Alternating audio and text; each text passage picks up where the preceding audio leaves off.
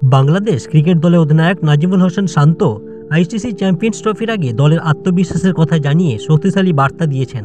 তিনি বলেন, বাংলাদেশ এবার শিরোপা জয়ের লক্ষ্য নিয়ে মাঠে নামবে এবং প্রতিপক্ষকে কঠিন চ্যালেঞ্জ জানাবে।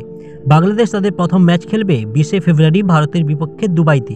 এরপর 24শে ফেব্রুয়ারি নিউজিল্যান্ড এবং 27শে ফেব্রুয়ারি পাকিস্তানের বিপক্ষে রাওয়ালপিন্ডিতে খেলবে তারা। এই গ্রুপের সেরা দুই দল সেমিফাইনালে উঠবে। শান্ত বিশ্বাস করেন দলটি ধাপে ধাপে উন্নতি করছে এবং এই টুর্নামেন্টে ভালো কিছু করতে পারে।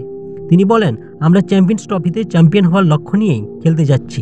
এই টুর্নামেন্টের প্রতিটি দলই শক্তিশালী, তবে আমাদেরও সেই সামর্থ্য আছে। আমাদের দলের কেউই বাড়তি চাপ অনুভব করছে না। বাংলাদেশ দলের সাম্প্রতিক পারফরমেন্স নিয়ে শান্ত বলেন, আমরা কঠোর পরিশ্রম করছি। 2023 সালে বিশ্বকাপে ভারতের মাটিতে 2টি ম্যাচ জিতেছিলাম। এরপর শ্রীলঙ্কার বিপক্ষে ওয়ানডে সিরিজও জিতেছি। দল হিসাবে আমরা আত্মবিশ্বাসী এবং বিশ্বাস করি ভালো ফল আনতে পারব।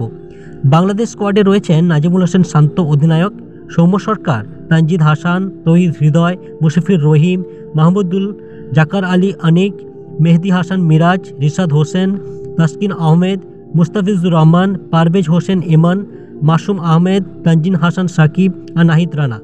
শান্তর নেতৃত্বে বাংলাদেশ এবার চ্যাম্পিয়ন্স হওয়ার স্বপ্ন নিয়ে মাঠে নামছে। এরকম ক্রিকেটের নিত্য নতুন খবর পেতে আমাদের চ্যানেলটিকে লাইক, শেয়ার ও সাবস্ক্রাইব করে আমাদের পাশে থাকুন।